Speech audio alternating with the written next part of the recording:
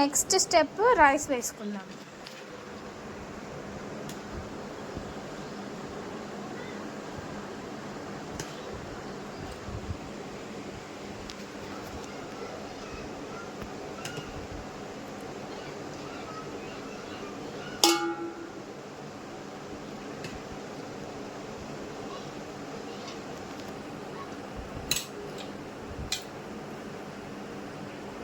కొంచెం కొత్తిమీర కూడా వేసుకుందాం.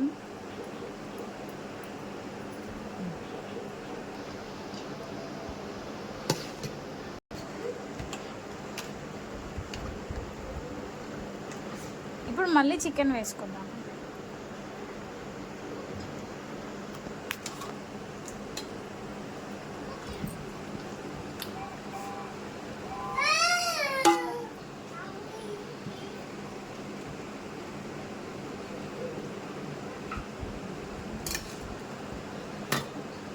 ఇలా లెగ్ పీసెస్ మిడిల్లో వేస్తే కొంచెం మంచిగా ఉడుకుతాయి. మళ్ళీ నెక్స్ట్ రైస్ వేసుకుందాము. సో కంప్లీట్ ప్రాసెస్ అంతా సేమ్ ఇలాగే చేసుకోవాలి. ఆనియన్స్ కూడా వేసుకుందాం, ఫ్రై చేసి పెట్టుకున్న ఆనియన్స్.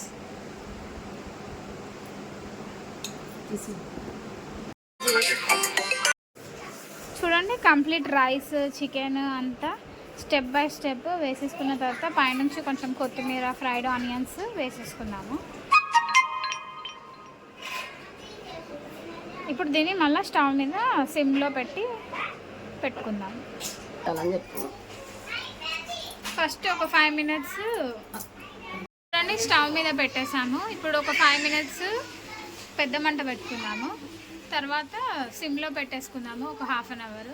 చికెన్ మంచిగా ఉడకాలంటే ఒక 1/2 అవర్ పెట్టుకోవాలి. ఇప్పుడు ఈ బగోనా పైనుంచి ఇంకో బగోనాలో కొంచెం సగం వాటర్ తీసుకొని పెట్టేసుకుందాం బరువు. So friends, finally biryani ready. ఇప్పుడు టేస్ట్ చేసి ఎలా ఉందో చూద్దాం. ఇప్పుడు టేస్ట్ చేద్దామండి. బిర్యానీ అంటేనే ఒక ఎమోషన్ కదా. మీ ఫ్యామిలీలో కూడా బిర్యానీ లవర్స్ ఉంటే కమెంట్ చేయండి. దానికంటే ముందు మా ఛానల్ని ఫాలో చేయండి. ఇప్పుడు టేస్ట్ చేసేద్దాం. చూడండి, మా హస్బెండ్ టేస్ట్ చేస్తున్నాడు.